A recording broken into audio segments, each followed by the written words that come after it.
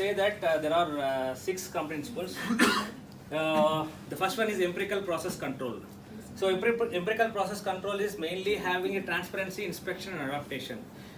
Why we'll have to be transparent is, as I did mention in the many discussions from yesterday, if we do not have a transparency, we cannot trust the other team member. So we should have a transparency. At the same time, we should have a transparency towards the customer also. We should inform the customer as part of the delivery that we are able to deliver it or not. We should be transparent enough.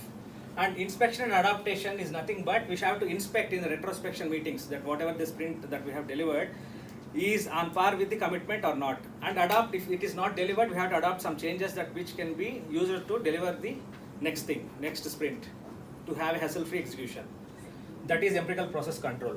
So self-organization. Yesterday we had a self-organized discussion also, right? So shared ownership. So every person in the team is responsible for a execution of the project successfully. So every person takes the ownership. Self-organizing means, see, for a sprint of 2 weeks or 1 week, every person will have some role to get it done. So yesterday also in ballpoint game we have to throw a ball. So that is a role. That self-organization, you should be very active to catch, you should throw and someone to put. So that self-organization should be there in each and every team member to have a successful execution of the sprint.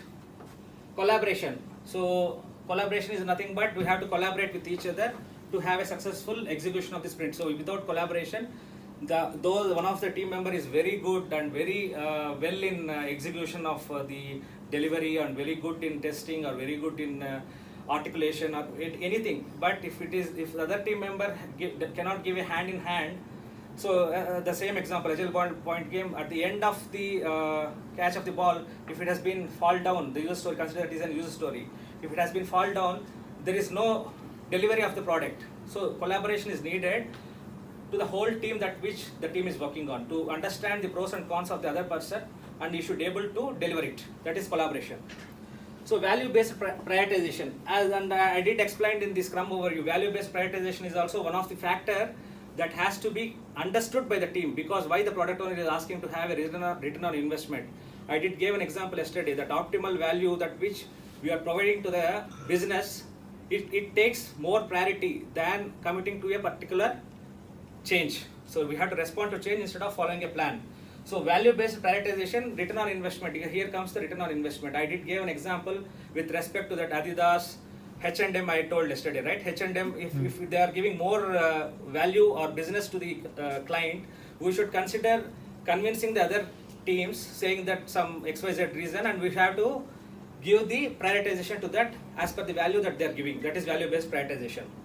So time boxing. So as we did explain, all the ceremonies like sprint stand-up, planning, demo and retrospection, all are time boxed. Why? Because it is a never-ending thing. So in the morning also, if you have seen the sprint planning, if we don't put a time box, it will keep on discussing.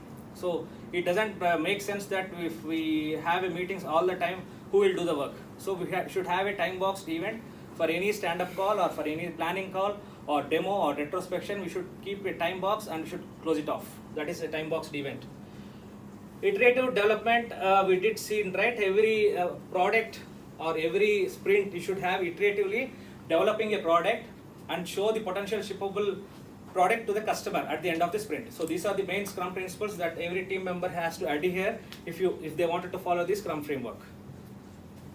So usually what I do is that after explaining